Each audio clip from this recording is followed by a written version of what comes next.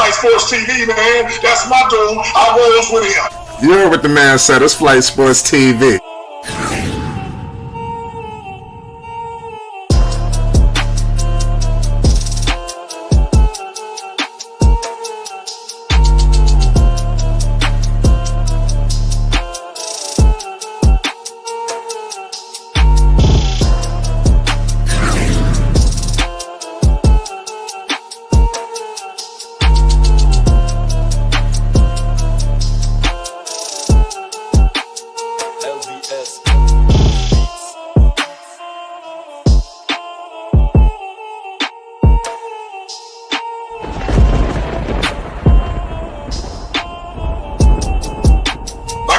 Flight Sports TV, that's where it's at. Flight Sports TV.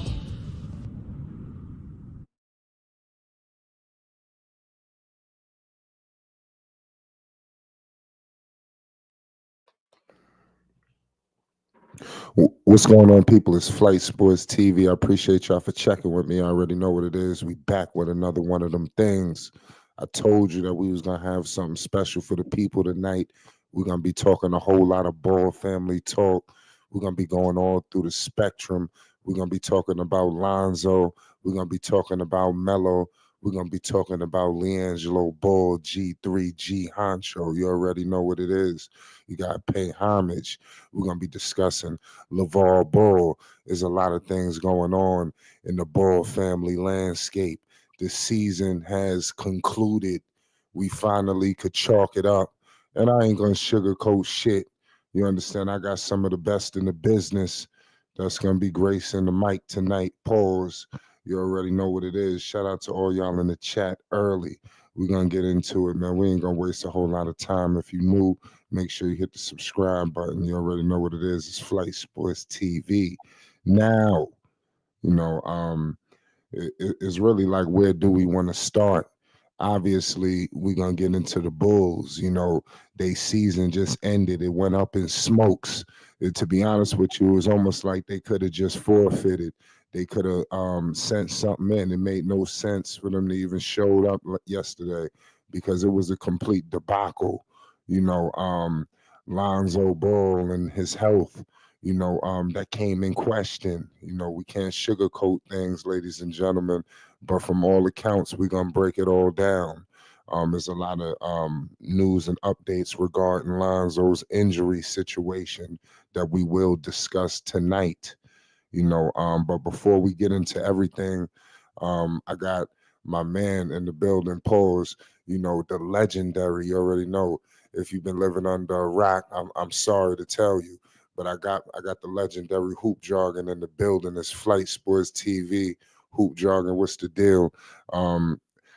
Talk to the people, man. What's up, y'all? I mean, y'all should know who I am by now, but shout out to everybody who's new. Shout out to everybody who, you know, the OGs, the vets in the game. And, you know, Flight dialed me up. So I'm like, hey, man, say less. So here I am. Yeah. Man. So I want to get into LaMelo Ball, but before we do that, obviously the Ball family went through a lot of things. They was in the Slam magazine. LeVar Ball was highlighted. You understand? He talked about, he was very open, you know, and I was waiting for that. You know, when the reports came out, a lot of people wanted to know this and wanted to know that. I'm one of the people that like to wait for the horse, you know, to start speaking. That way we could get the real insight instead of all this speculation that tends to happen and people chalk it up like it's factual evidence. But what was your thoughts on LeVar Ball going through that tumultuous situation, dealing with that operation and still showing the fight? LeVar Ball is moving around like he's going to be walking in a couple of months. Talk to the people about LeVar Ball and the situation that he just endured. What was your thoughts on that situation? Yeah, man. Obviously, you know, when I first heard the information, I didn't know if it was true or not, you know, because the internet say all kind of shit, you know what I'm saying? So once I saw it was true, all I could think of is like, if anybody could deal with something like that and put a positive spin on it, is LeVar. And the reason why I say that is because having, you know, get an opportunity with about 4 years ago now, to hang with him for a day and a half almost. He just has unbreakable confidence in whatever he's doing, and he doesn't have like a victim mentality. Let me put it that way. So with him, I mean, because most people like that's a very devastating thing to happen, that you lose a leg, and some people need a lot of time away from um, away from the public light, or let's say you're not even a public figure, but just you may take a lot of time off work. You don't want to be seen in public because it's a lot of things to adjust to. And it seemed like shit, a week later, he was right back at it. And that's just kind of what I've always known from a stand backish standpoint, i.e. in the cheap seats and in an intimate setting, at his crib. It's just what he is. He just a guy that's just he always about going forward. That's something I always took from it. So I mean, and I give him a quote that he said out his mouth. He's like, never feel bad for the man in the Maybach, man. So that's kind of how I saw it. I was like, I mean, very unfortunate. But if anybody can take that and move forward, definitely LeVar, bro. Yes, most definitely. I definitely wanted to get your insight on that. I want to shift gears here to Lamelo Ball, MB1, the one of one. Let's give the people what they want to know and what they want to hear. Lamelo Ball had, the end of season conclusion, the interviews. We all know that. Everybody took the podium out there in the Queen City. The Charlotte Hornets, the season that they had was just, completely utter retarded. They finished the season 19-63. They were firmly in the Cooper Flag sweepstakes. The Charlotte Hornets should really be ashamed of themselves. Now, I know they dealt with injuries, but come on, goddammit. Like, they should not have been in this situation. We always give them the benefit of the doubt for this and for that. There is no reason why they should have been 19-63. I believe it was mistakes all around the board. We could start from the top. We could talk about giving them time. Also during this whole situation, you had the media of the Charlotte Hornets. They was flirting with the idea of LaMelo. What's your thoughts on getting moved up out of here? All of these things were flirted around hoop jargon and also to the people. What's your thoughts on the situation going on in Charlotte? Their season is over. LaMelo Ball I would say he finished relatively healthy. He is not going out in nothing catastrophic. What's your thoughts on the Hornets situation, LaMelo? Man, few things, man. And one thing, when I first met LeVar, he said, I heard you to keep it real, dude. So I'm gonna keep it real. That's just what I do. A few things. First we start with Charlotte, the organization. It's like, man, some organizations just curse, man. Like they just don't have a real direction. They don't have a real way to build.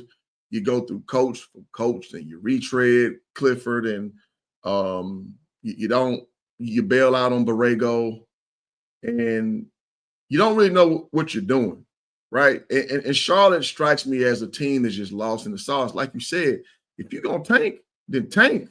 Cooper Flag is gonna be a one of one guy. So listen, man, it's like they ain't even good at losing, right? So that off rip is something that I just have big issues with the direction of the franchise. I mean, because you look, I mean, they got three guys who can fill it up with PJ Washington. With Mikhail, God damn it, with Bridges. God damn it, my boy from Bama. Why I can't think his goddamn name. I'm drawing a blank. And LaMelo. So you got three guys that you can actually use to actually have a future, but you're not outpacing teams. You're not playing defense. And a center position is something that we've been banging the table for about 5 years now. Like, when y'all going to solidify that? You know what I mean? I know Cooper Flag obviously not being a center, but what's the vision, right? It seems to be one of those reactionary franchises which they basically go off how the wind blows. And I just personally, I'm out on that. So like you said, there's been some news about floating out Melo, and I'm hoping. I mean, listen, man, the Charlotte Hornets / Bobcats has just been a horrible organization. You can't keep blaming Jordan. Jordan been away from it for about 2 years now, or 3 years now. So ultimately speaking, it's just a place that just it's a dog chasing his tail. So would I want to see LaMelo out of there? Absolutely. Yeah. Go Go ahead. No, go ahead. You can finish up. Yeah. So the question is, where would he go? Would it be via trade? I'm not sure his contract situation. I think he just read up 2 years ago, a year ago. So yeah, I definitely would see. I would love to see. I mean, in my dream scenario was always LaMelo to the Warriors. I wish the Warriors drafted him instead of James Wiseman, old bum ass. Because it would have been like I said back in 2020, it would have been a seamless transition to have LaMelo step into that role, which kind of Jordan Poole had the carte blanche to do. He's just such a clown, he couldn't handle it. But it would have been a seamless transition from the way they play and the up and down and shooting a lot of threes. LaMelo would have been the perfect, vehicle to keep that thing going. Now you see him with them old dudes looking like what's that shit with Uncle Drew and all them old dudes on the team with Draymond being 35, Jimmy 37, Steph 38. That's just not gonna work. So I guess to kind of put that, put a nice bow on that, I would love to see LaMelo go somewhere else. Where now, I can't call it, man. We got to see a lot of player movement to know. And thirdly, I'm gonna say this, man. LaMelo individually had a great year. Got snubbed to be an all-star, statistically. Now, here's a question that I want to see answered: is as great as LaMelo Ball is, as great as man. I would say since about 16 years and up, I've been in love with his game once he started to evolve to a real point guard. Wasn't so in love with the young version because what I'm saying, he exhibited a lot of traits to me was bad basketball. But then he put it all together, especially the JBA. I told people the JBA, I'm like, LaMelo is different. And he went to Lithuania, different. And so obviously we know where he is now, being an all-star, being the rookie of the year, all that jazz. But ultimately speaking, we got to ask this question. Does LaMelo's style of play equate to wins? Because you look across the table, and I know it's a better run franchise with Anthony Edwards, his classmate, right, wrong, or indifferent.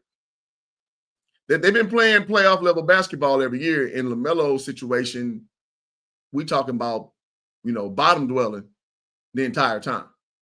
Now, this kind of leads back to what I said. Oh, Brandon Miller. God damn, I don't know why I couldn't think his name. Does he have requisite talent around him? Yes. But is that playoff talent? I think we all can understand the chat that no. But I wonder, because I watched LaMelo play, man. And one thing I love about him is he doesn't have limits to, how he plays. Like, he'll shoot a one-legged three-pointer coming off a pick and roll like it's nothing. Like, we don't see a lot of cats bold enough to take, the shots he takes. But when I look, at his percentages, not very high, right? So ultimately speaking, am I so enraptured by his greatness that I'm going to not look at some of the things he can improve upon? No, I'm not. So that's, kind of the conundrum. Like, what things can LaMelo fix to be a leader? Because to me, he is a natural-born leader. So I want to see some more leadership traits out of him, and I want to see him healthy, man. Like, that's the crazy thing about evaluating LaMelo. It's kind of hard because, we just keeping it, keeping the stack. He hurt all the goddamn time. Wrists, ankles, it's something like, it seemed like it's something every goddamn 2 weeks. So I want him to be first healthy, and I want to see with a full, healthy body of work, what is he as an absolute leader? Because now we're entering, year 5? So they're putting him about, 24, 25 years old. It's time for him to be one of the best players in the league now. Because that's what I see him as, right? So those things, just ruminate in my mind about what things to see going forward. So, yeah, I hope that answered your question. No, it did. You keep bringing up LaMelo, and I want to stay there with Melo for a second. All right. obviously you got the playoffs coming up fastly approach, a couple of hours. You got Cade Cunningham, you got Paolo out there in Orlando, you got obviously Garland and these dudes. These young guards is just percolating. Tyrese Halliburton, Jalen Green, and all them. I want to see LaMelo in that situation. How much onus is it on LaMelo? Accountability that he is going to have to garner here, because at some point, something got to land at his doorstep. How much is it on him is the reason why the Hornets is not where they need to be, in your opinion? Well, I got a system, man. Like, I don't start critiquing players hard to about year 5 and beyond, because from 1 to 5, it's a whole bunch of development. It's a whole bunch of getting used to the league, imposing your will, this, that, and the third. I would put about 25% on LaMelo, because at the end of the day, man, he has the effect to make Charlotte an enticing place to go for players. And if we're keeping it a buck, that was a very hard task to inherit. So as much as I have questions, I'm not going to go too over the top about it, because it's not easy to turn around a franchise, man. Like, LeBron first 2 years, he ain't go to the playoffs, man. Like, you can't just turn a franchise around just like that. So I don't want to put too much of the onus on him, because we've seen the volatility with the front office. Like, you keep hiring and firing these coaches and bringing the retreads in. Like, y'all don't have a vision. Teammates, I see them come and go, and very inconsistently, playing, and you bringing these guys in who, again, you can't figure out the center position. So it's a lot of question marks, as far as personnel and all that. So again, 25 at best, maybe even smaller. But again, he's hitting that year. I think next year makes year 6. Y'all correct me in the chat if I'm wrong. That you're hitting that stride now where the training wheels are off now. We're just going to evaluate you as a star player in the NBA. No qualifiers. Not like, oh, he's only in a year. No. All that shit's out the window now. So that's kind of how I see LaMelo going forward. It's just time for him to start taking the blame. And it's not necessarily that blame he deserves. It's just like, if you're the guy, though, it comes with the territory. And I think LaMelo, he strikes me as the kind of guy, he ain't tripping. And you shouldn't trip. Like, people going to say what they say. So the question is, it's kind of like a quarterback in the NFL. Can you elevate the talent around you? Doesn't matter about this hurt and that person ain't available and the front office doing that. Fans don't give a shit. So I'm hoping that next year he hit that stride where it's like, all things considered, hey, I'm going to come and I'm going to give you 37-7, no matter what the hell you got stacked up against me. That's what I anticipate for him next year. What's holding LaMelo Ball back? Is it his defense? Is it, like I said, at this point, we getting tired of talking about the organization and the team. Let's just keep it on LaMelo for a second. What's the next evolution of LaMelo? Is it efficiency, shot selection? There's a lot of different things. What do you think? Straight up, efficiency and shot selection. So I'm looking at his 3-point percentages for his entire career. So we're looking at year 1, 35%, year 2, 39%, which is great. Year 3, 38%. Last year, 36%. This year, 34%. That's terrible. That's like Russell Westbrook territory. Again, we talked about those one-leg shots coming off there. Listen, when it goes in, it's great. But let's kind of pick your battles a little better. Let's come off and play more efficient, because, listen, it's a lot of, again, the percentages just don't wow me with LaMelo. And let me check his turnovers real quick. Turnovers, not a bad ratio. 7 assists to 4 turnovers. Not horrible. Not horrible. But ultimately speaking, just making the right play and getting those guys better, because, again, you are one of one. You are the person who is supposed to be out there and making guys better, and it's just no excuses. When we enter next year, like I'm giving him his last year of like his gestation process or whatever. Next year is no excuses. Nobody trying to hear it. So, like you said, we get tired talking about the front office. It's like the easiest thing to talk about, Charlotte front office. But like, what is he gonna do as a player to step it up? and also defensively, and just being available, man. Again, Melo played how many games? 47 games this year. Like last year, 22 games. The year before that, 36 games. Year before that, 75. His second year was his best. So again, him being available, that's probably the biggest thing to see, so we can have a real evaluation or a real critique about what needs to be done. So again, availability, efficiency, and definitely shooting better shots is going to put them in a better stead.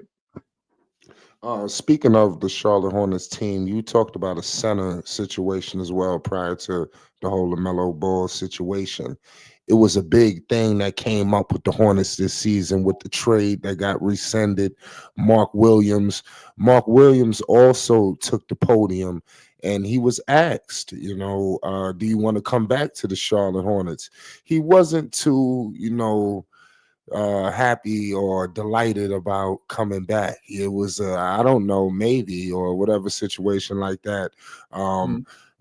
I think they're gonna have to make a decision on Mark Williams. I think that's never good. How do you see that whole thing getting worked out? Because they could have had Dalton connect. I would have liked that move to go with the young nucleus in Charlotte. That was a winning move. The first time I feel like the Hornets actually won the trade was that, and the shit got rescinded. So what's your thoughts on that?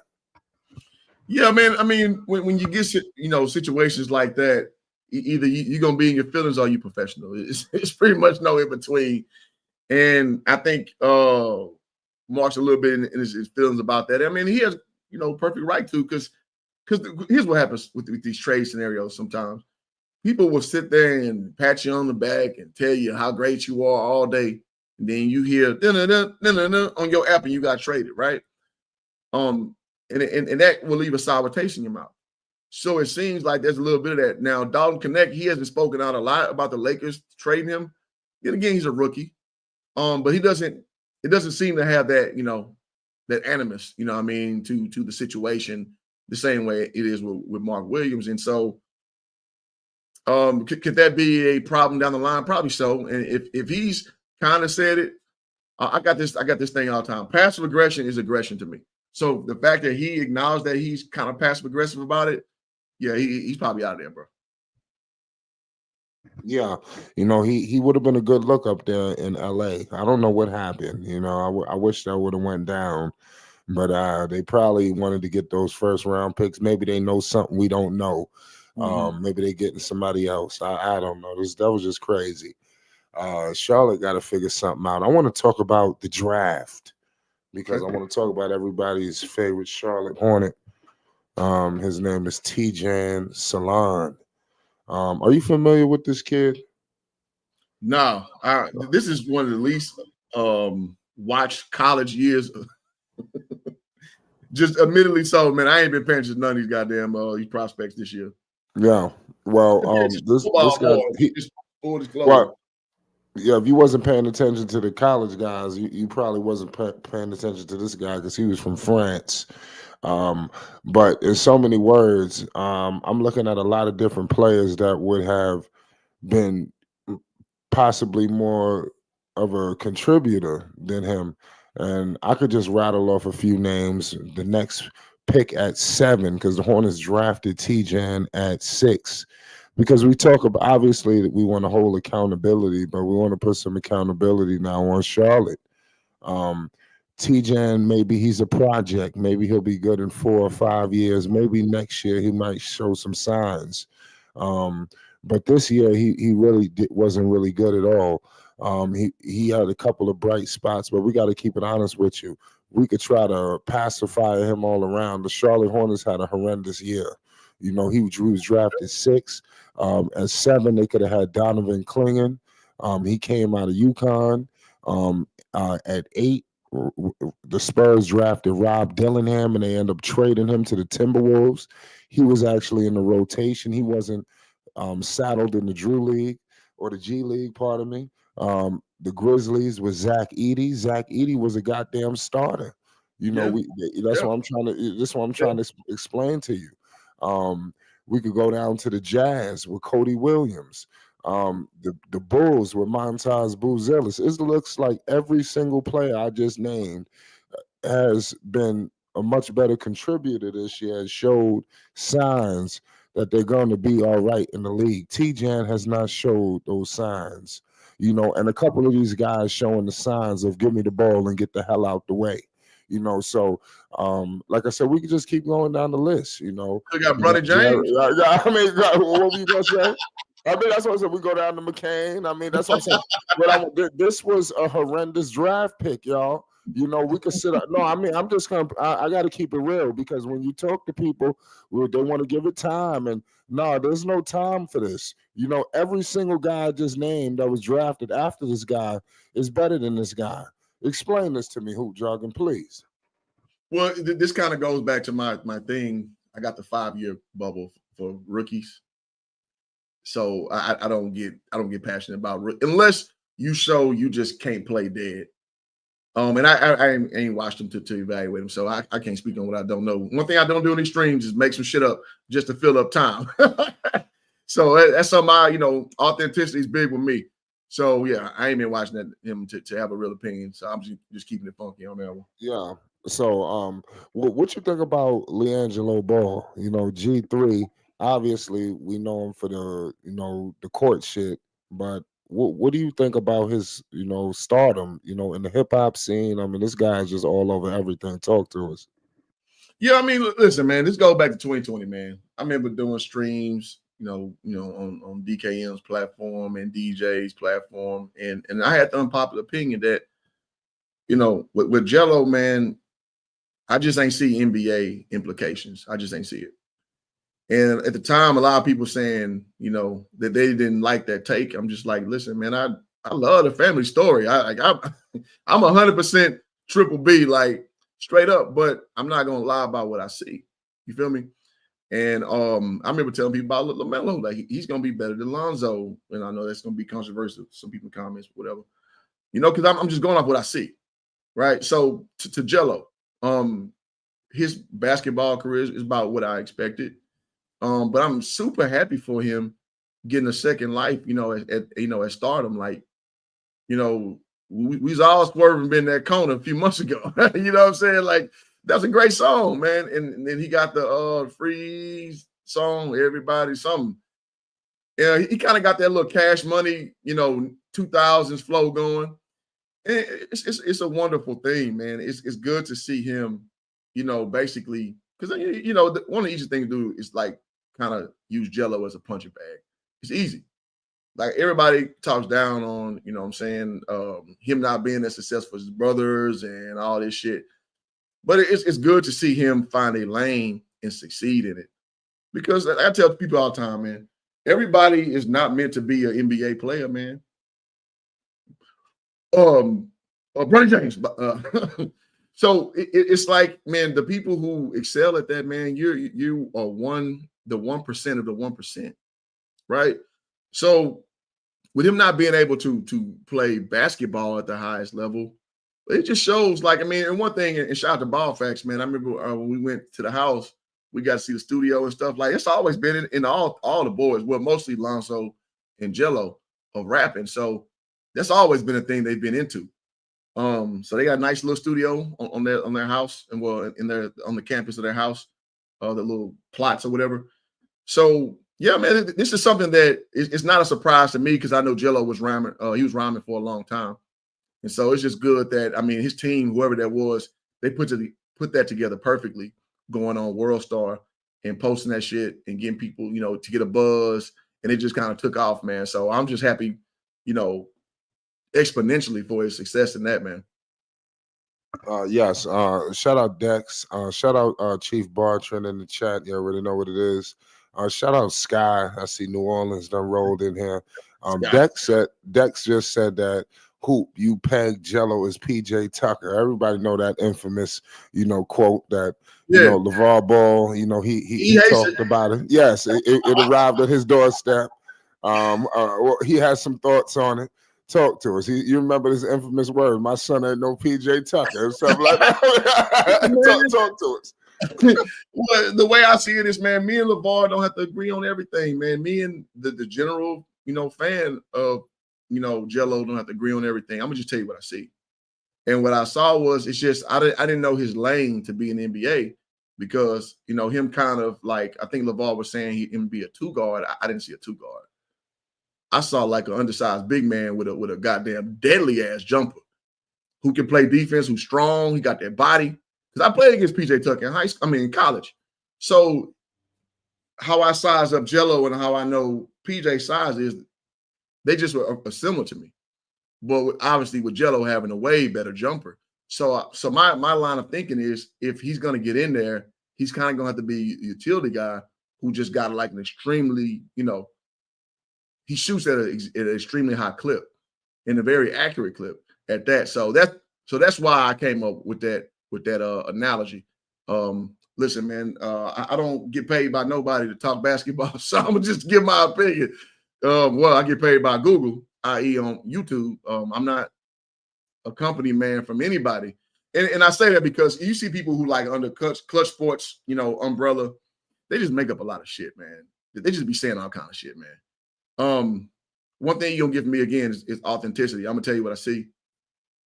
You like it, great. If you don't, it is what it is. Nah, man, that's facts. That's factual evidence, man. That's what you got to go with. I want to talk about Bronny James for a second, and I want to show you how this correlates to Liangelo. Jello never got the opportunity to even grace the floor with Lamelo. Let's put that into perspective. That would be like it was almost like they had a virus or something, the way they had them separated. I mean, seriously, really do your homework. Yeah. But LeBron, imagine Bronny never able to take the floor with LeBron. That's what took place to, Jello. Jello didn't get these opportunities, these looks. It was real, quick trigger with Jello. He do something wrong. Okay, it's time to get the hell up out the game. What do you think about that? Because I just really struggle with that thought because Jello did not get the opportunity that Bronny got. I mean, seriously. And I believe he was a better high school player. This guy, listen, he wasn't even the best player on his team. And I'm talking about Bronny. I forgot who the hell was the best player on that team. Was it Koliev, if I'm not mistaken? I think that yeah. Yeah, on Sierra Canyon. No, that was USC. It was one of the USC. Yeah. Yeah, but back in Sierra Canyon, he wasn't even the best player on his team. What do you think about all of this stuff with how this Jello not getting the opportunity that Bronny got? I say this all the time, man. Jello was by far a better prospect than Bronny by every metric that you can compare.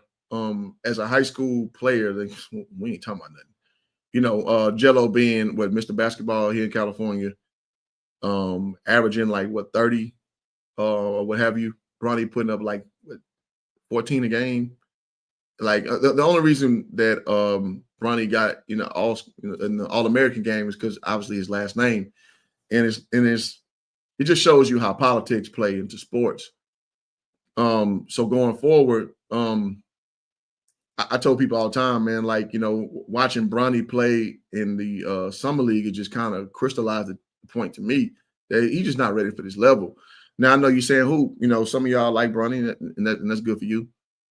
I don't dislike him. I just don't think he's an NBA player. He averaged like 20 some odd points in the G League. I was like, cool. Matt McClung averaged more, and I don't think Matt McClung's an NBA player. So my logic is consistent. I think Matt McClung is a good sideshow, but 6'2" guard, you can't really shoot like that. You can't run point like that. It's not a place for you in the NBA like that. So that's what Bronny is to me. He's athletic, but he doesn't really use it. He can play defense on ball pretty well. I'll give him that. He's not aggressive. He can't come off pick and roll aggressively. Because if you watch him score, he rounds off pick and rolls so far. And it's like when he scores, like they either up 30 or down 30. And he's just out there just kind of free balling. And that's just not going to get it. Because you mentioned about Rob Dillingham. Like he didn't get a lot of minutes this year. But you can see when you let him go, like Rob Dillingham is a bucket. He's a straight bucket. So when I watch Bronny, it's like y'all are trying so hard to make this dude pan out So you don't look like, excuse my French, so you don't look like assholes for making this shit happen, right? Because like you said, Jello didn't even get the opportunity to play with his brother like that. Jello, he had his games where he was out there lighting up in the summer league, from downtown or what have you. So it's like if you're gonna give, comparatively speaking, if you're gonna give Bronny all that opportunity, it just kind of makes you wonder if Jello was believed in by his franchise and got those same opportunities, where would he be? So let me say that. Yeah, absolutely. You got a good point there, man. Um, Listen, we got playoff basketball coming up. What's up with your Lakers? They look like they could be in trouble. What's your thoughts? You got Anthony Edwards coming to town. We're gonna get into my Knicks, but let's keep the focus on your Lakers because y'all got a tall task here. I think Edwards could roll in here and make life a living hell for you. What do you think about this series and who wins? Well, the Lakers, we've been beating Minnesota in the playoffs in previous years, so I'm not completely scared. I just wonder what Anthony Edwards is gonna show up, because he tends to be a little timid against us, and he kind of gets comfortable as the game kind of goes on, and by then it's kind of damn too late. Now, the thing is, our team dynamic has changed since last time we met. With what I'm saying, and theirs has too. They got rid of Towns, we got rid of AD. So I wonder, man, because I'll say this: the Wolves kind of hung to the middle bottom the entire year. So can they beat us? Yes. I think we are extremely soft inside. I still think we trying to figure out. Now listen, when Austin Reeves is going off, we're a hard team to beat. But the question is, can he bring it every night? Is Vanderbilt gonna be this stout defensive presence every night? LeBron gonna get his, even though it's an eye sort of watch, to be frank. Luka damn sure gonna get his. So the question is Gabe Vincent gonna, contribute? Backup big, situation.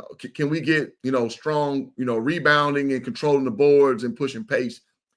That's what Minnesota can beat us at, it, which is pushing pace, because Anthony Edwards he just learning. He almost he's too young to know how great he is, even though he talk a lot of shit. He still ain't hit the second or third gear yet. Well, third or fourth gear, let me put it that way, to be, an elite player. He got in him, but he hasn't figured it out yet. So it's funny, man. These playoff series, kind of make and break great players. So can they beat us? Yes. Do I think they will? There's no evidence to support it. That they haven't been a great team this year. And again, with the change of the guard, you bring it in Randall, you get rid of Carthy Towns, your dynamic has changed a little bit. So we will definitely see. If I'm putting my betting money to it, I'm saying Lakers in 6. Yeah, I'm with you there. I think that's gonna be a good series, in my opinion. What you think about this whole AD situation and Luka and that whole trade and how that went down? Nobody knew nothing. Talk to the people. Yeah, that's a great question, man. So I did a video. He's been doing pretty well about Mark Cuban talking about it. And I look at it, man, it's a two-dimensional way to look at it and a three-dimensional way.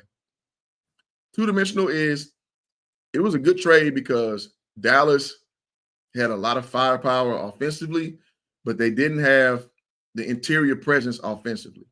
Now, defensively, Gafford and Lively Jr., great bigs. You know what I mean? Like they're good at, catching the alley-oop, obviously, running the floor, but they aren't great like dump you down, give me a bucket, or flash out to a short corner or 3-point, knock down Jay. No, they ain't got none of that. So AD brings a versatility that Dallas is probably, you could say Dirk was I would say Dirk is versatile, but Dirk didn't really have no post work like that, but Dirk could operate from the post via a fadeaway or what have you. So now you got something that Dallas probably ain't never seen at that position, where dude can shoot the three, he can work the mid-range, he can post on the block, he can do everything. So I understand that from that level. And the Lakers kind of just basically in the standpoint where that LeBron and AD dynamic kind of just fizzled out. Is it good enough to be at the top of the West? Yes. Is it good enough to beat like guys like the Nuggets, OKC? Not really. And I'll even maybe say the Rockets. I think the Rockets could beat us too. As we were formerly, assembled. So it made sense, from both teams. You get a guy like Luka who was 25 at the time of the trade, who, listen, man, LeBron be 41 next year. LeBron he's not getting better every year. This is his first year dropping down past 25 points, average. So it's only gonna get worse every year. So now we got almost a fresh start to the franchise. So that made sense. So level 3 or three-dimensionally, it made sense because my NBA connects to inform you, boy, that Luka was not going to re-up in Dallas. He was done with Dallas. Now, for what reason, I can't call it, but he was going to leave.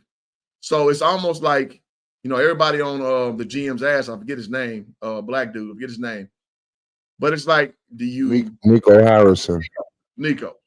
So do you hold on to Luka for the fans' sake and risk him leaving for nothing? Or do you get proactive on it, honor his wishes, send him to LA, at least get something for him? And AD is a hell of a something, right? So that was what I think the real reason why it happened. And then again, you got to sell this story to the fan base. So what you gonna do? Talk about Luka, how he drink beers and he eat too much and he lazy and this. I mean, you got to sell the story to the fan base, right? So I think that trade was a culmination of all those things. But ultimately speaking, the Lakers won that shit because you can't keep running back this LeBron thing. Like, again, he's 41 next year. Well, this year, end of this year, he'll be 41. You can't keep running this shit back. It's not going to – again, it's good enough to get you to the playoffs, maybe a round or two. But when you play against some real championship-level talent, no. That's a – wham, bam, thank you, ma'am. So, so I think that's why it went down. So we haven't seen a lot of Kyrie playing with AD. So I'm curious to see how that looks with those two guys together. I don't know what Kyrie's timeline is. Is he back yet? Oh, hell no. He tore his ACL. Oh, that's right. Yeah. So you're seeing him play with like Max Christie and shit, and then your boy Clay. So they don't really have the firepower to do anything this year. Next year, I guess you'll see if this trade was bad or not. Because in the moment, Kyrie wasn't hurt yet, right? Flight. Yeah, I'm here with you. Yeah, I'm saying at the moment, Kyrie wasn't hurt when they made the trade, right? No, hell no. He was not hurt. He was healthy. Right. So you make that to pair those two together because that's a dangerous ass combination with Kyrie and AD. But then when Kyrie goes down, it's like shit. You done messed the whole shit up. You know what I'm saying? So we'll get a better scope next season about what this is. And the same with the Lakers. When they start building around Luka, because it's always been a situation last like 7 years, you build around LeBron. Now you build around Luka. So we won't fully know until next year, in my opinion, unless the Lakers just go on a crazy run in the playoffs, who really won in totality. But as of right now, that's what we're looking like with the optics.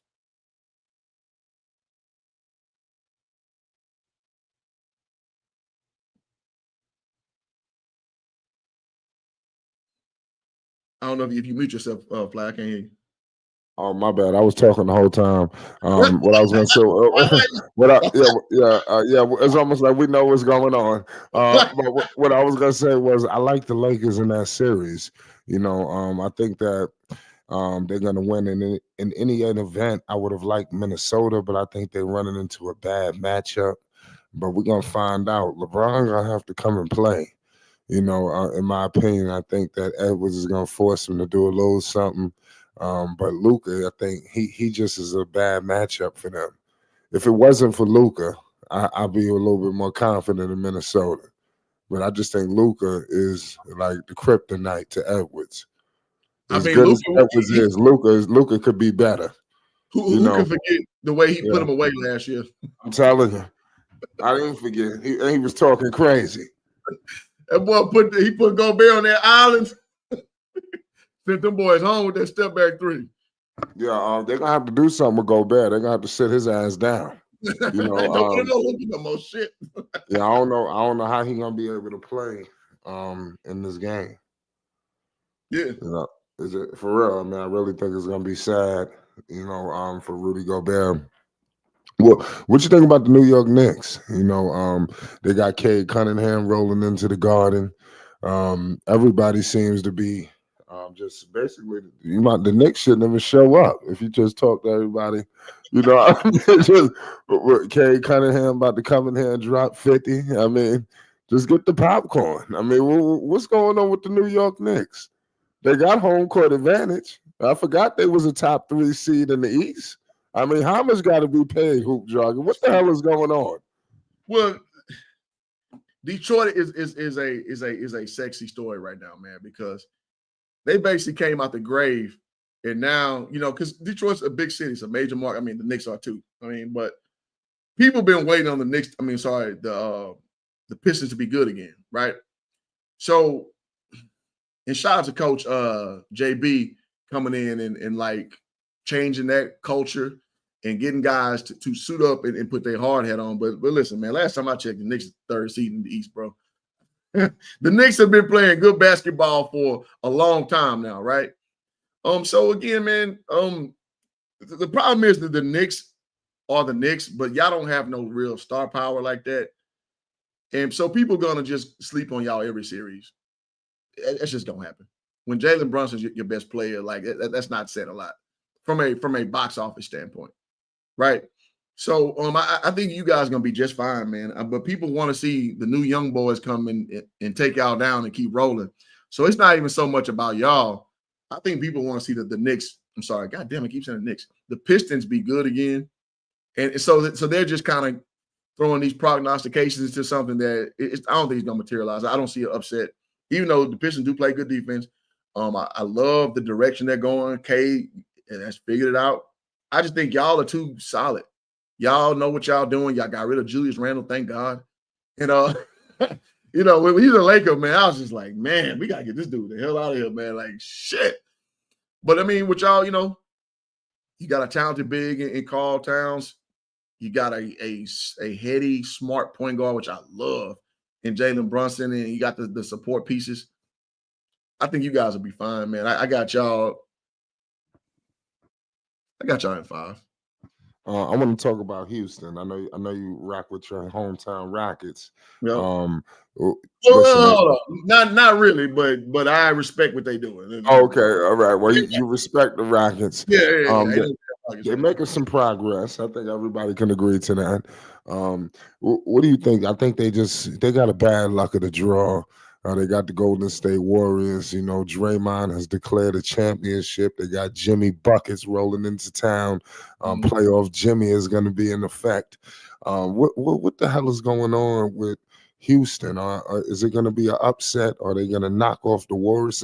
Are the Warriors really going to lose in the first round? Is that realistic? What you think? That's man. Again, a great question. Few things. Houston, I predicted them to be this good last year. I remember talking to shout out to Lamont, man, FYL Sports. Be posting that goofy ass LeBron shit. I told Lamont, man, I was like, man, the Rockets gonna be like really good, and this was last year, and they were, kind of teetering, couldn't quite put it all together. But this year, second in the West, good. And I remember texting like I told you, the Rockets, man, they play the right way. They're coached by a really good coach. And they're gonna come at you, and they're gonna come at you early and often. And they play defense. Man, I love, Twin. I always forget them damn names. Thompson, I forget which one is which. Twin, man, I love his tenacity. I love, when Dylan Brooks not on some clown shit. I love his defensive tenacity. Obviously, Jalen Green, being just the natural talent of that team, and then Van Vliet. Like, it's just a good ass team, man. The question is, though, can their inexperience cost them a series against the Warriors? Because listen, man, the Warriors got their little IV hit bringing in Jimmy Buckets, who I got, he from Houston like me. I got love for Jimmy Buckets. I just don't believe in the hype of him. Playoff Jimmy Buckets, he will disappear. It's just what he do. So the real question is, do the Warriors have one more run in them? Steph Curry's playing out his mind. I think this is it, man. I think that the magic is gone. The magic is gone, man. So I And think go ahead. are we overlooking Houston? Because they got some weapons. You got Van Vliet, he's a champion. Who else they got out there? Look, they got Sagan. That dude, Sagan is a problem. With the don't they got is Steven Adams out there? Yeah, Steven Adams played for Yeah, the that's what I'm saying. I Yeah, they said got a lot. Rockets got some talent, bro. Rockets That's got what some I'm saying. Jalen Green. You know, he ain't gonna be no walk in the park. You know, what you think about these Houston Rockets that That's what nobody's? I'm saying. Yeah, See, they I make it must have been seem on like they mute. might as well not show up. Yeah, I must have been on mute. I just gave them props. I'm like, they play defense, they play fast, they're disciplined, and they only gonna get better with time. Like I respect what the Rockets doing. I'm not no, I mean, they can lose 0-4, and I won't lose a wink of sleep. I just said, only Houston team I like is the Astros. I don't rock with no other Houston teams. But what I'm saying is, the question is, will their playoff inexperience show in the Warriors just because they know how to close a series out? Does that win out? We don't know. And because I would say, as a 2 and 7 seed matchup, I believe that what that shakes out to, that's a scary one for the Rockies because they're just so inexperienced in the playoffs. They're so inexperienced. So, again, the question is, if I put my money to it, I think the Rockets take the series, man. I got the Rockets in 7. Yeah. Shout out to TZ man in the chat. What was it, Sangoon or whatever? If I didn't say it correctly. Yeah. If that's the proper pronunciation. You know, come on, these guys got these funny names. Come on, man. You gotta cut some people some slack. Shout out TZ man. He says it's time for Lonzo to retire. Oh man, yeah. Well, like I said, Lonzo was dealing with a risk situation, and from all accounts, what the Bulls are saying that he would have been hopefully ready for the first round of the playoffs. I knew that was going to be a tall order. It looked like the Bulls was just going to pack it in anyway. They wasn't seriously trying to compete, and you've seen it firsthand yesterday. Miami just walked all over him, and it was at home. So that's just sad. Um, it's a lot to talk about with Lonzo. But to be honest with you, let's give him props. The man, it's not like he went out with a broken pinky or something like that. He came back from a crazy operation, the cartilage transplant. You seen him meet the donors. The donors came to Chicago. He was in pictures and stuff like that with them. Let's give credit where credit is due. Lonzo deserves a lot of credit because look what he has done. He came back from all of that. Nobody expected him to even be back. It seemed like every time Lonzo make a milestone, somebody want to move the goalposts. First, it was he'll never come back. It's over. He'll never return to play. He comes back. It's this, and that, and then this happens. Oh, he ain't coming back. He came back. So it's just a mess, what is all taking place. I just think we got to give Lonzo some time, to get himself healthy so he could get back to form in some way or fashion, in my humble opinion. What you think about Lonzo and him overcoming, the knee situation and coming back and showing good signs that he was a contributor and he ended up getting re-signed. The man got an extension. I mean, how much got to be paid? I mean, people don't put shit into perspective. It's just a lot of rambling and talking and shit. Hoop driving. Talk to the people, man. Man, Lonzo Ball is an easy target. Lonzo don't talk, really. Lonzo has nothing controversial. He is just a easy dartboard to basically justify your disdain for LeVar. Just call it what it is. A lot of people now, Lamelo is rough because he's flashy. He talks his shit, he backs it up, and you can't. There's no real argument you can make to go at Lamelo. Lonzo is the perfect whipping boy because he's nonchalant. He doesn't put up gaudy stats. He's just a solid basketball player. So that's what that stems from. Now, like you said, with him being out all that time he had, and they gave him an extension, that tells you everything you know. That means his teammates like him, the front office likes him, and they appreciate his work ethic. Bottom line, no other thing need to be said. They appreciate him for what he is because he is a damn good basketball player. Now, unfortunately, through injury, he's not what we thought he would, materialize to when he first came in 2017 on the scene. And it's okay. Lonzo is going to be a solid veteran point guard. And it's almost going to be damn near apropos to but a better version of Sean Livingston, man. Sean Livingston, if you guys don't remember, man, he was going to be the next Penny Hardaway come out of high school. He went to Peoria High School in Illinois. Sean Livingston was that dude, 6'7" point guard, athletic as shit, had 2 bad knee situations, and then he had a second life coming off the bench for the Warriors.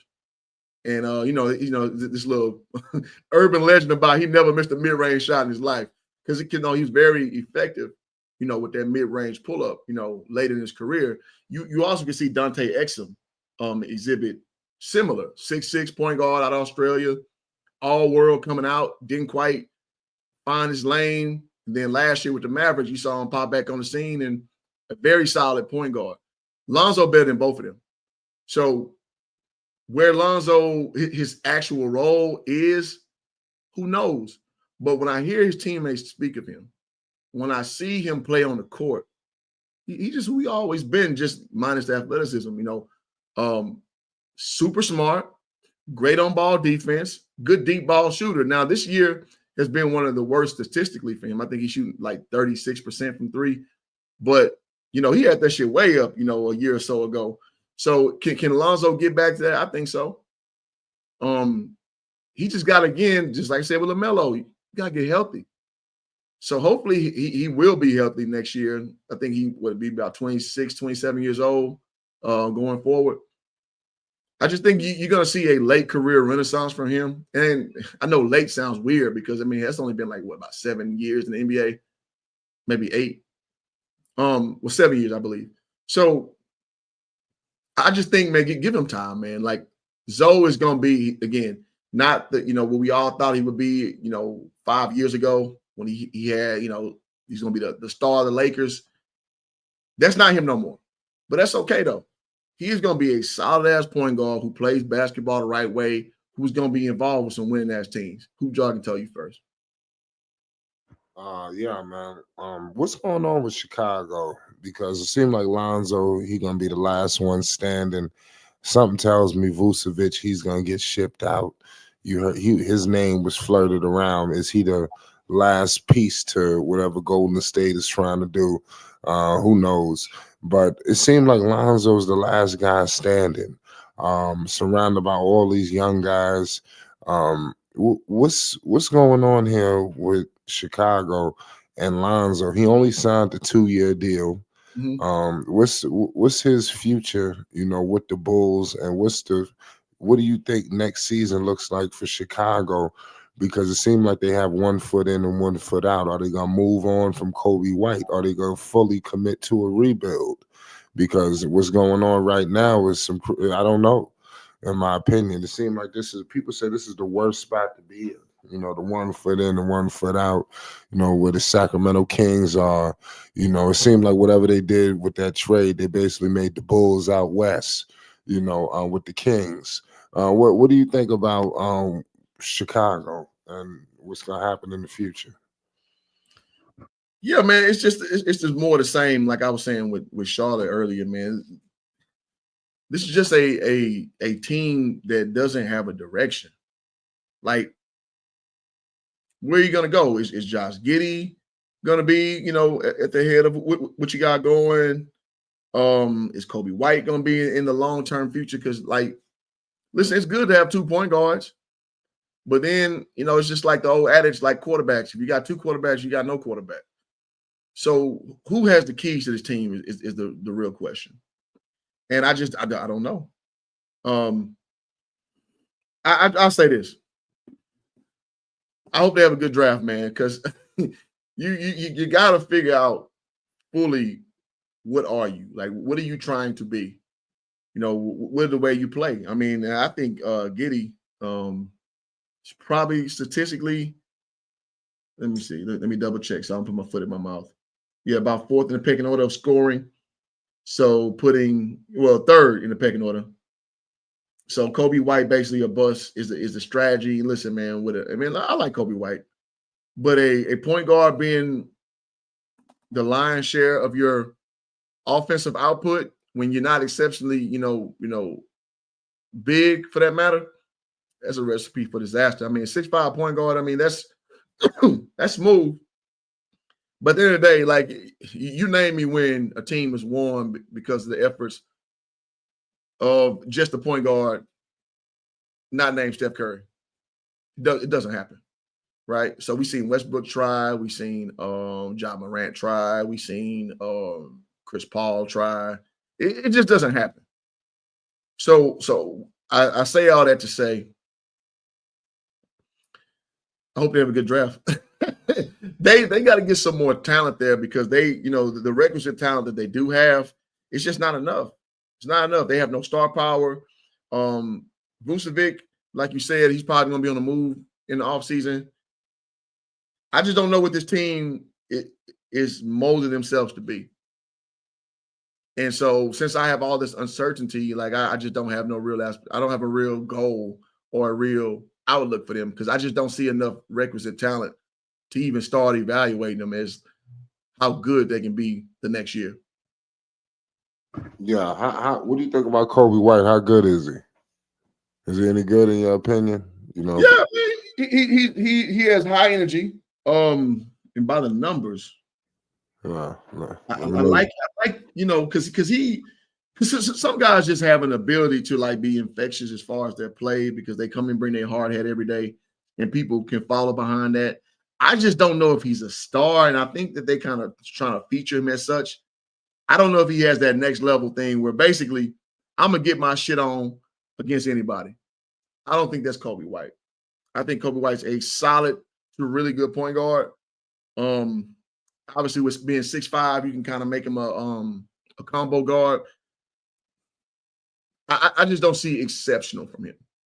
So if you're gonna tell me you build a team around Kobe White, I'm just like, I don't think you're gonna get very far. Let me say that. I agree with you. Chicago, in my opinion, I don't know what's happening with them, but I do like their draft pick in Montas Buzelis. I think they got something with him. Let's see what happens. But not only them, but what's the other guy who people was high on? Damn, I forgot his name. The power forward. He played with all of them. Marketing? No, not marketing. That's all I love Lowry Marketing. The black dude. I wish he stayed with the dude. I forgot his name. He ended up. He was supposed to be good, and then he ended up. Patrick Williams. Okay. Shout out Rap Guy Reloaded. They need to maybe think about trading him. I don't know. They need to figure out what they're gonna do because I don't see them winning no championship. I don't see free agents coming. At some point it's time to reset. Get one of these players. Your last thing come out their mouth over there. Yes. That's what I'm saying. What they're gonna do? I guess they want to keep staying like this. I don't know. Only time will tell. Billy Donovan. People are high on Billy Donovan, especially in this era where you got players getting traded, coaches getting fired. At some point, when we're gonna get a new voice in here, in Chicago. But man, listen, man, I played against Billy Donovan, man. Great college coach. Mixed bag in the NBA, man. I haven't really seen nothing exceptional from him. From OKC to Chicago. I mean, well, when I look at Billy Donovan, I look at a guy like Ime Udoka, who had the world against him 2 years ago. Go to Houston, change the culture, and you can see it permeate. Your boy JB Bickerstaff goes to Detroit, says, hey, yeah, we ain't wearing hoodies no more. Y'all ain't wearing no goddamn hoodies. We're going to play defense. We're going to get back to Detroit basketball. And you see the fruits of his shit. Billy Donovan, it just seems like people just hire him because he a name. I don't see his fingerprint on anywhere he goes. He's just like a suit, like kind of like Scott Brooks. He reminds me of that kind of guy. Like, so no, it's like you don't have a culture, you don't have a coach, you don't have a roster. Like somebody in the chat said it, blow it up, man. Redo, rebuild. Slim can hoop. You got to rebuild that team, man. So I hope Lonzo stays a part of it. Well, I mean, listen, man, I'm cool with Lonzo going in any. I'm not married to him staying with the Bulls. But yeah, it just to me, it's a team with no real direction. Worse than actually, they're worse because they are better than the Hornets, but they still don't have no direction to go to. And like you were saying, it's almost worse when you're in that little middle area and you don't have a real direction. So that's why I see the Bulls as. Yeah, I'm with you there. They got to think of something, in my humble opinion. What do you think a situation where Lonzo and Lamelo could end up playing together? You think it could happen in Chicago? Where do you see it taking place? It'll be Charlotte, if anything, because if I'm Charlotte, I'm not letting Lamelo go worth the damn. That's the best thing they've had since shit. Like, let's go down the line. Shit, Alonzo Mourning. It's like no, I'm not letting LaMelo go at all. Like you're gonna have to give me a king's ransom if you want LaMelo. So it would make more sense that they made a move where obviously Chicago will be more apt to part ways with him than the other way around. Right. Chicago does love Lonzo. He's just not as valuable as LaMelo is to his franchise. Right. I want to bring up my man SB Talk Sports out of Chicago. Yo, we got the legends in the house. God damn it. I got SB. Now we're gonna cut to the goddamn chase. We ain't gonna, listen. You walked in at the right time. Now Miami, Chicago, 109 to 90. I mean, I almost fell asleep damn near in real early in that game. I seen that where it was headed. What the hell went on with Chicago, man? Because this was a debacle. I mean, what went on? You have to explain it. Only you could do this. We got punched in the face. We got punked, man. It just we didn't play no defense. Be like Tyler Hero looked like a superhero. I know Heat fans who hoping he could get traded. Don't even want him on the team. If he had a all-star year, and he just went off, man. That experience that teams have actually showed. But this young Bulls core, it shows a lot of promise though. So that's why I'm like not really as tripping. This year feels a little bit different because it's like now we finally got a direction.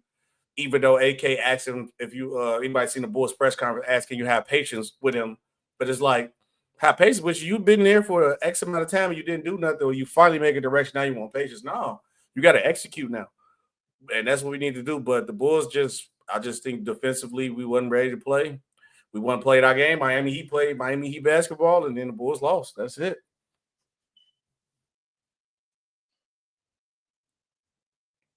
Honestly, so we got cooked. I ain't gonna hold you. We got cooked, dog. I ain't gonna hold you. It is what it is. It is what it is, dog. Let me ask you what Flight was asking, man. What's your opinion about Kobe White being the leader of y'all team, man? How do you view that? Oh, I love it because I think they should have been pulled the trigger on Kobe White being a guy with like the time when DeMar and Zach was out and Kobe White was showing like what he can do. And I'm like, oh, okay, this is the guy. And then now you wouldn't get a guy like Josh Giddey who actually complements Kobe White's game where Kobe White is a scoring guard. He needs to score. He needs somebody that can help push the pace. And Josh Giddey being a tall point guard who actually he's like triple-double waiting to happen. He can get the rebound, push the break, and that helps Kobe White score better in transition. So I think Kobe White could possibly be an all-star caliber player in the next coming years, maybe if not even next year, because if the Bulls played how they played this second half of the season, Kobe White and possibly Josh Giddey probably could have been an all-star or in the conversation to be an all-star that year because the Bulls was like outstanding. It was a totally different team. So Kobe White definitely I can see being an all-star caliber player for sure next year. So you want to keep him on the team. You don't want to move. Yes, no. You high on Kobe White. Yes, Kobe White got to stay. Giddey got to stay. Monty Buzelis got to stay. Monty Buzelis is going to be the future of the team. I think when it's all said and done, if he You hear this, Charlotte? I don't mean, excuse me. Do you hear this, Charlotte Hornets fans? Do you hear the shit that he's saying? The future of the team. Go, keep going, SB. Oh yeah, I just wanted them to understand what's going on. I believe if he move in the right direction and do what he's supposed to and hone his skill, Montes Buzelis could be the best player on our team. And I had a theory because of, and I want to make sure I check this man height to be right before I say this. If what I want Montes Buzelis to really do, be honest, because people don't realize he's 6'10", athletic, jump out the gym, and also he from Chicago too, so that's why he played with a little tough. He ain't that regular like white boy player. He ain't that. He from here. He built tough. I want him to actually gain muscle and get big, and I think he could become like a Giannis Antetokounmpo type of player. He does remind me of like early Giannis, and I think he can get to that point if he build muscle the right way and hone his skills to that way. He could be on the level of like, or be a caliber player like a Giannis Antetokounmpo. To be honest, he's 6'10", already dunking, moving people out the way. So if he just get his body right, what's stopping him from running up and down the lane like Giannis Antetokounmpo? All you gotta do is put a solid 30 on. That's because think about it, people forget Giannis was his same size his rookie year, and Giannis put on muscle and weight and changed his game to be more aggressive. I can literally see Montes Buzelis doing the same thing. That's about peak for what I can see him becoming, like that, like a Giannis. Right. What you think about Billy Donovan? You like him too? It's just that Billy is cool. It's from the point of like, obviously, got to announce the fact he's going to go to Hall of Fame caliber coach. But it's coaches who have done more and getting fired. We just seen coaches who won the championship and 2 years later get fired. What has Billy Donovan done with this team? And I get it, like Chicago, they don't really like flipping coaches a lot like that. They have to really take a lot, or you just don't want to do what the Ryans do if them say for them to fire you. But we have to be realistic about the fact. What has Billy Donovan done to still be the coach of the Chicago Bulls right now? He won 2 championships in a row in Florida. No, what they got to do with the Bulls? What have he done for the Chicago Bulls? Yeah, it's over with. It's over with because, bro, who would play? Like, you got to realize this, bro. I just seen a coach who won a championship just get fired. Gave the team their first championship, just got fired. I seen the dude win the Lakers a championship 2 years, got fired. Budo's what with the Bucks a couple years got fired. So it like I keep saying. So what has Billy Donovan done to keep his job? And I really don't know. He won 2 championships in college in Florida. that ain't moving me, dog. This ain't Chicago, man. Chicago took off of Florida, man. It's snow out here. It was sunny when you was there. You go to Florida for that, man. Hey, yeah, man, he a straight resume guy, man. It's like, his name is big, and like I was just lamenting to earlier, I'm seeing younger coaches come in and change culture quickly with JB Bickerstaff, with your boy, God damn it, Ime Udoka, coming in and making immediate impact. And we know with a team where, listen, man, if we're being honest, the Pistons, you got Cade Cunningham, but you got a lot of shit you had to sift through to make a winner out of that. Rockets, it was like a quiet, like, great job. You know what I'm saying? 2 years ago, quiet, great job, because those pieces were there. Yeah. So, but they came and did their thing. Billy Donovan, like, it's the name. It's the name. And I think also if we're going to move in a new direction with this team and finally go with the young core, I think we need to move in a new direction, get another voice in the locker room, especially with a guy. I know people don't like Mike Malone, but I mean, you got to consider him. And Jokic, remember, he from AK from over there in Denver from the Jokic camp. Why not get the coach? He a coaching changer. I agree wholeheartedly with that, man. He's proven to be a good coach. I'm sorry. A little bit aggressive. He an old school type of guy. A little bit aggressive, but hey, look, if he get the job done, I'm sorry. We gotta do what we gotta do. Which he did. He won championship 2 years ago. And so but he still got some of that young shit. I mean, what I find now is like, I listen to guys like Draymond Green talk about how they cool with accountability. These guys really are not okay with accountability. They are baby shit soft. And Mike Malone he went to the well one too many times with calling him out on their bullshit, and he got vetoed out. And also Calvin Booth, to be noted. So Calvin Booth was probably batting hard for Mike Malone, which means they probably complained about him a long time. Oh no, that situation different. No, they didn't like each other. Really? The problem was them two weren't getting along, and the ownership got tired of it. So they just said, really? Okay. And they said they didn't want to feel like they picking one over the other, so they got rid of both of them. Yeah, they was like literally not talking to each other at all. Man, this is your GM and it's your coach. They are not talking to each other at all because they Booth was mad at who he was playing in his rotation. I think it was like more about like Russ. He wanted like the other young guy to play on the team. And Mike Malone was mad about pretty much how he was constructing a roster, and he wanted like certain players he wanted to get a roster. So they were just both complaining about how each other was doing their job. And so they got okay. So they just get rid of both of the okay, I got you. Okay. That makes sense too. That makes sense too. Yeah, I wouldn't have got rid of Mike Malone though. I get you didn't want to feel like you picking sides, but that's Jokic only coach. You got to think about Jokic, and you got a superstar in his prime. You got to think about that. So they got me thinking, do you not want to get rid of a GM because, you're a black dude and you're trying to look like you're being neutral? Because I ain't going to lie, man, get rid of Mike Malone don't make no sense. No sense. Level, dog. They did him dirty, though. Why would they should have did that shit at the end of the season. Come on, at the end of the year, you get rid of him. Yeah, they said they were going to fire both of them at All-Star break, but they tried to see if they could fix it, but they didn't. Okay. So they came out and said the original plan was to fire them at All-Star break. Okay. And I guess they tried to fix it.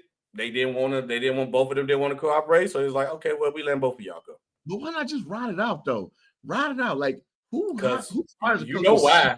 You know why? Because if you ride it out and Jokic and them run off on another run and he win a championship, you really can't fire him now, because how you gonna go to all season? You just won a championship, host the trophy up, and be like, okay, thank you for your service.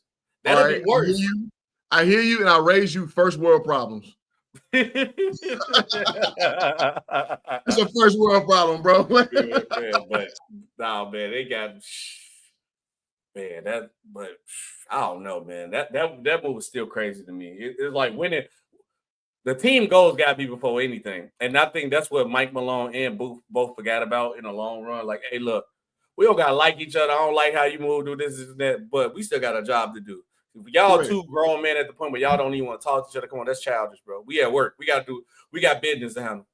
Correct. You gotta learn how to push through that. I'm sorry. When it's business time and money on the table, we here to do a job. And when I leave out of here, I ain't got to say another word to you. Absolutely. Simple as that. That's how I move. Look, we got business. We got a job to do at the end of the day, even if I don't like you. And who else got fired, man, late in the year? Was it Taylor Jenkins, the Grizzly coach? Griffin got fired. Mm-hmm. What the hell is that? Like, I'm sorry, maybe I'm an old head, man. I just don't see. I don't understand how these coaches are getting, rid of, when this is supposed to be the time when you're hitting your stride as a team. This is when the culmination of off season and early season and everything is like, this is when it congeals at the highest level. And y'all just getting rid of coaches.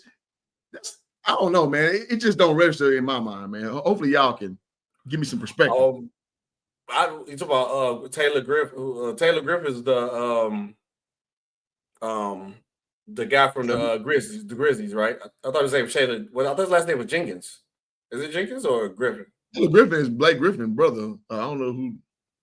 Yeah, I'm gonna say Taylor Griffin. I'm like, yeah, but the Grizzlies coach got fired. I was hearing that. I would say Jenkins. Yeah, I think the Grizzlies coach got fired because they was complaining about the offense. I think John was complaining about how the offense was being ran or something like that. So that was like whatever. And then David Griffin, if you're talking about the GM, Zion screwed him. I'm sorry. Zion got him fired. Cause remember when he had the year he was drafting Zion and he came back, David Griffin is such genius to rebuild the Pelicans, and then they tried to Zion screwed him over, to be honest with you. He put all his eggs in the Zion basket and it didn't work out. Ain't it crazy how they work out sometimes? Bro. Mm-hmm. You think Zion gonna get traded? Oh, yeah. If you get rid of the main person attached to him, it's only a matter of time. Because you got to think about it. It's like, I know football is a little different from like basketball. because when the new GM come in, you like it's your coach, your quarterback, y'all all attached. So you usually want to get your guys in. So when a new GM come in, 9 times out of 10, he probably gonna try to get rid of Zion too. They might as well hit that button, the reset button on that team. Brandon Ingram gone. You might as well let CJ McCollum go. You might as well let Zion go. Start over. Oh yeah, Joe Dumars. Oh yeah. Joe Dumars got that Pistons man said, yeah, Zion don't play no defense like that. Yeah. He said New Orleans done. Yeah, I don't know if I trust Joe, but we'll see how he do. Now, didn't Joe put together the Pistons team that won the championship, right? I think Joe Dumars had hands in that. I think so. Yeah, so yeah, Zion definitely could because he don't play defense enough. Trust me, you ain't gonna be on no Joe Dumars roster if you ain't playing no defense. Well, he suffers from that tweener curse that I have with a lot of players, man. He doesn't have a really defined position. His game, he can't force his will consistently because he basically, he hangs in the short corner. Sometimes he can bring it up.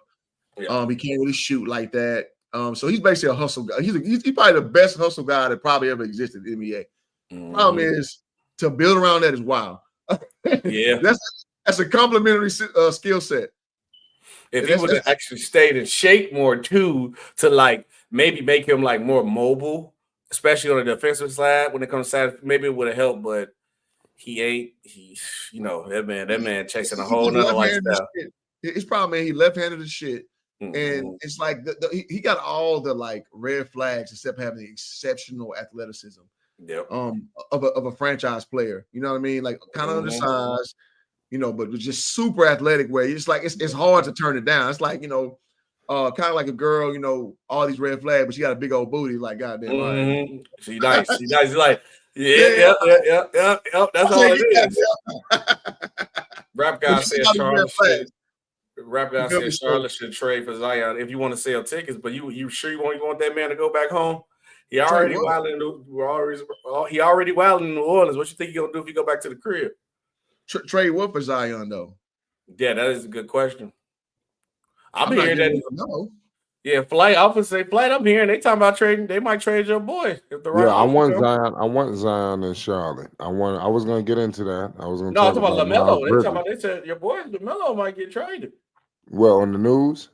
That's what I've been hearing. It's a possibility. Oh, you talking about? Oh, yeah, I heard about that. I don't know where he gonna go though. That's why I'm like, who really available? That is true. I mean, he was supposed to go possibly to San Antonio. That would have been a good look. But there's always options. Yeah.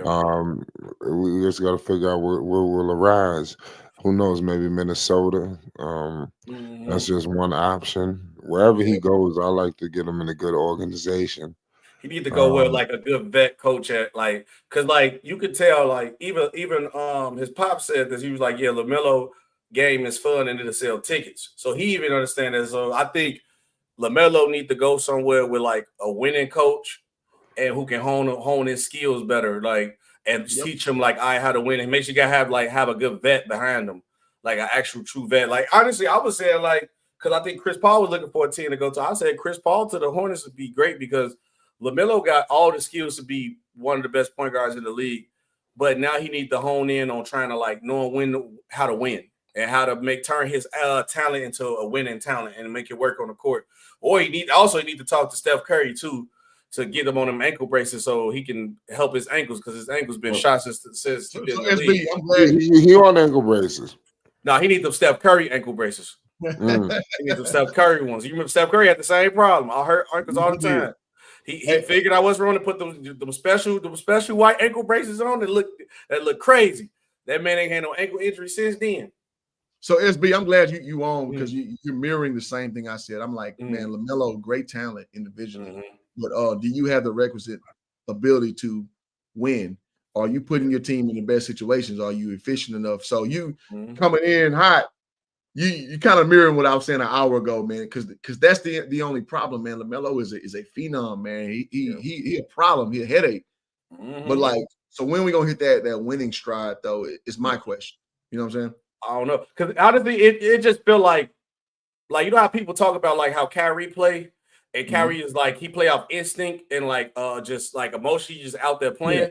But like Kyrie know how to like pick his spots and know how to go for winning plays. Correct. I feel like Melo is just out there playing on instinct. He just go out there just playing. he ain't really like analyzing what's really just going on out there on the court. He's just hooping. He's like, because you didn't see some plays he'll make, and he might shoot some crazy shot, but honestly, the shot probably wasn't a good shot to take at that moment, but you will live with it because he knocked it down. But it's also sometimes where he do the same thing, and you'll scratch your head and be like, Lamelo, what you doing? That's one the right time to take this shot and pass.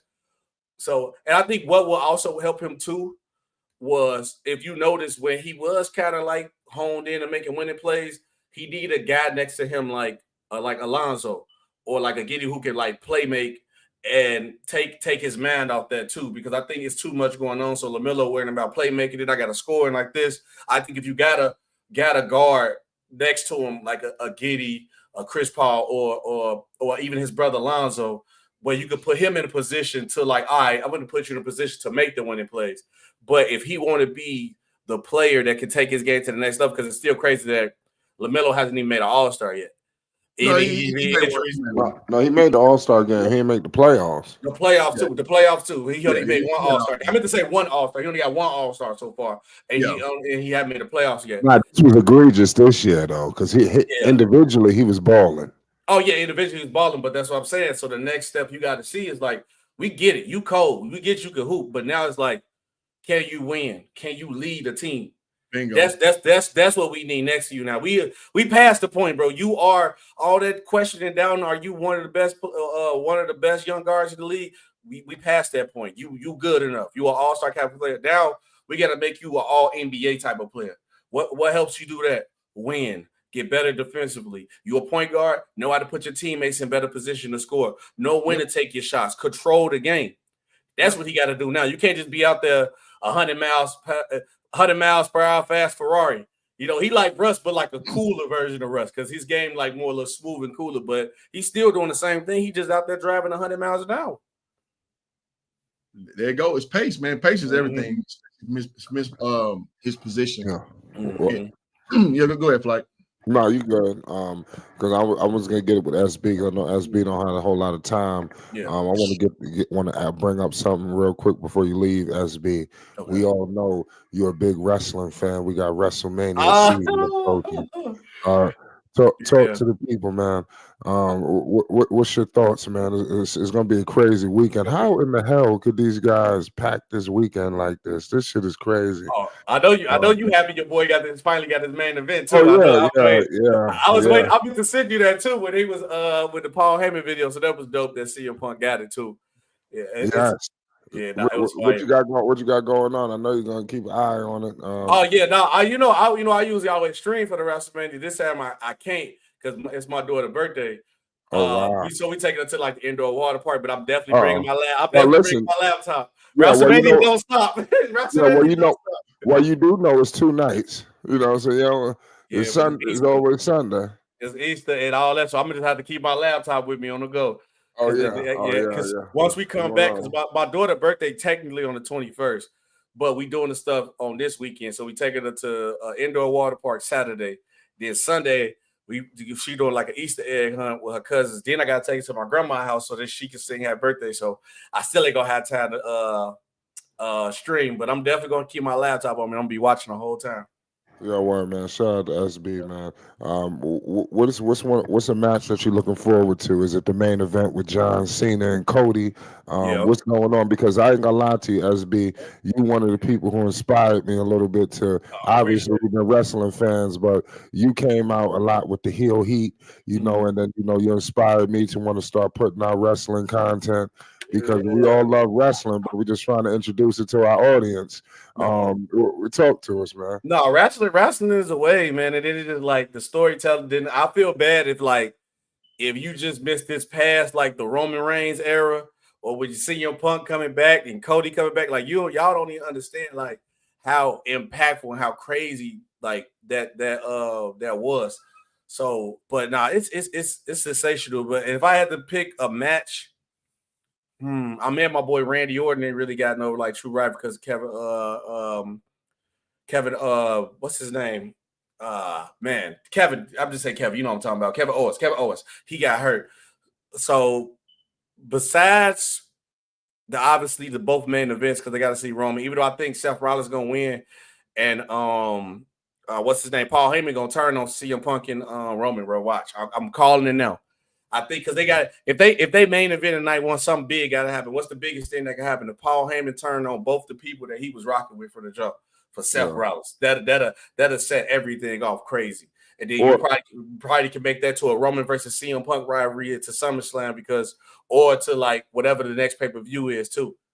Yeah, or Brock Lesnar could come back. That go out on the limb. That might not be likely, but I mean, you got to think about something. You got the playoffs.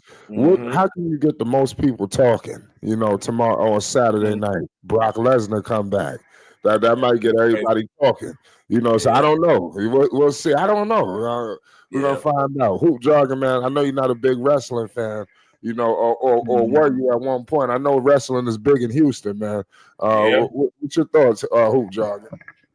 No, I used to be a huge wrestling fan till about goddamn 11th grade, and all of a sudden I ain't care about it like that no more.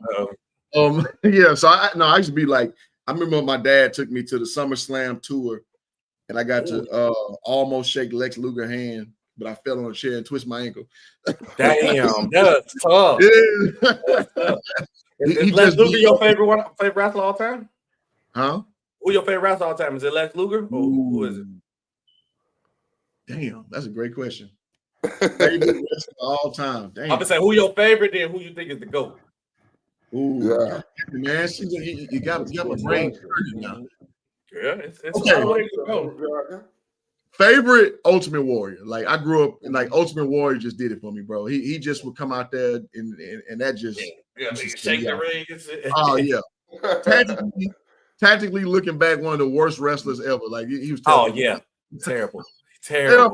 This dude get people hurt, bro. Like all his constituents be like, yeah, man, I hated wrestling him, man. He was terrible. So I fully acknowledge that he was not a great wrestler, but his energy and his presence was just something that I just loved about him. The GOAT wrestler, I'm gonna give it to The Rock because The Rock he extended my love of wrestling past where I was probably wanting to take it. So followed by Stone Cold. I love Stone. He can text me. But The Rock, man, he had not only was a good tactical wrestler, he's a third generation, wrestler. He had the ability, like, just to, I mean, this is, kind of going against the actual wrestling part, but his ability to like do the promos and shit and hold people's, attention, and like he was a cultural movement back before social media. I remember everybody was like, it doesn't matter what you're like, everybody just say that shit. Like it doesn't matter what your name is. He'd be like, do you like pie? You're wrong. Shut your mouth. Like, I remember in high school, we used to all just be quoting this dude like he was Dave Chappelle and shit. You know what I'm saying? With the Rick James and shit. So The Rock, man, just overall impact in the wrestling ability, the finishing move, everything, bro. Everything was a 10 for me for The Rock. So I'm gonna give it to The Rock. Hey man, we're gonna get out of here together. But what I wanted to bring to you, SB, that was a hell of a question. Before we close, what's your GOAT wrestler of all time, and what's your favorite wrestler of all time? I got one more. I'm gonna say one before SB go. Shout out to the Undertaker too, man, because Undertaker from Houston. Yes, man. So I can't say wrestling and not mention the Undertaker, man. Houston, Texas, born and bred. He went to Blaine College, played basketball. You know what I'm saying? So it's relevant to what we're talking about. So shout out to Mark Callahan, I believe his name is. Undertaker. Mark Callahan. Yeah, he used to hoop too. People don't realize Undertaker used to hoop. Absolutely. People didn't know that. He was the last one at the downtown. Yeah. Undertaker was that dude, man. Go ahead, man. And he was solid too. He was solid. You don't know. Undertaker was solid. Yes, sir. If I had to pick, like, I got a couple of people on the favorite wise, but my favorite, I could go 5. I got Randy Orton, The Rock, Shawn Michaels, Roman Reigns, Eddie Guerrero. If I have my favorites, the GOAT all time is The Rock. I think because The Rock, once I learned, I know a lot of people like give Stone Cold his credit, and he did take it to the next level. People forget The Rock was there too, taking it to another level too. And with Stone Cold, his main thing was only with Vince McMahon. The Rock was like cold all around. And then when I realized, like, I don't understand like the truth about wrestling, you know what I'm saying, that it was scripted. And I'm like, so the best thing you can do is be entertaining. And The Rock was probably by far the best entertainer out of all of them, and could wrestle just as with the best of them. So he was the best entertainer. He was one of the best people in the ring. Then he extended it. Then he extended, go to Hollywood, go to Hollywood, take that wrestler to another level, bring wrestler to Hollywood, then come back as a whole new character as a heel, kill that, then come back again, be the most electrified man, then come back, then just come back again, and had to turn himself to a heel off instinct, but because he's so great at what he do, to see what's going on with the crowd, read the room like off of the switch, turn heel, then turn to the whole final boss, and then drop another one of the greatest storylines of all time. Like by far, The Rock is like the GOAT when it comes to that. And all like he checked every box when it comes to what you need. You know what I'm saying? So I have to give to me personally is The Rock. People don't know that The Rock is doing impactful work still right now in the business. He's going to have an impact this weekend, you know, in that main event. Don't be surprised if he show up with Travis Scott. Travis Scott is already announced to be at WrestleMania. I know he's going to play a part in it. I think he knocked the shit out of Cody Rhodes. This is going to be a soap opera. Oh, no, did you see what Cody said on First Take? He said he got a receipt waiting on him. I ain't gonna lie. I ain't gonna lie to you. I love to see the wrestlers on ESPN First Take or getting represented the way they need to be represented, man. I just love it, man. It's just crazy, man. I'm gonna say, and hoop. So if you're knowing wrestling talk, I know we gotta get by there. Hoop and wrestling, it's a thing called a receipt. So obviously it's scripted when you go too much, but sometimes you might lay one on somebody too hard or hit them for real. So a receipt is that you cannot get mad. I got to get my hit back. And then when it's coming, it's going to come. And so pretty much a receipt is, so Travis Scott actually hit Cody Rhodes for real and slapped and busted his eardrum and everything. So Cody said, I got a receipt for him. And so the receipt for the come. 9 times it could be a cheer shot. It could be a punch in the face. And Travis Scott can't do nothing about it. It's part of the business. Yeah, he overshot, goddamn it. Yeah, so and you gotta look. Hey, when you get a chance, look up like top receipts back from wrestling of all time. You see a couple of them. Sometimes you might hear. I think Stone Cold said he did one. He gave somebody a cheer shot in the head, hit him for real. He told him, like, "Here come your receipt. I owe you." Hit him hard, hit him for real. Right. So, and I want to say one last thing before we get up out of here is y'all go check out my community tab. I got some post on there. I'm doing some commentary at a local wrestling promotion right here in Georgia. So I'm on the mic. I'm doing a lot of different things. They got me doing some things on camera, but I'm really in for commentary. I ain't wrestling to get nothing in the ring, but I'm on the mic. They got a nice podium booth. It's electric. They got the mics, they got the mixers, all kind of shit over there. So it's right at home when I go over there. Ross. It's right at home. And we representing. So y'all go check out the community tab. I got some shit up there. Y'all can go listen and hear my takes. And it's epic, man. It's Flight Sports, man. Shout out to my man SB. Make sure y'all go check out SB. He got some heat coming. Hoop Jogging got some heat coming. Flight Sports TV, we're gonna be dropping. We got the playoffs fastly approaching. You don't want to touch that dial. It's Flight Sports TV. Make sure you hit the like button if you're new. Most definitely hit the subscribe button. Peace and love. Shout out to the legends. We up out of here. Flight Sports TV, man. That's my dude. I rolls with him. You heard what the man said. It's Flight Sports TV.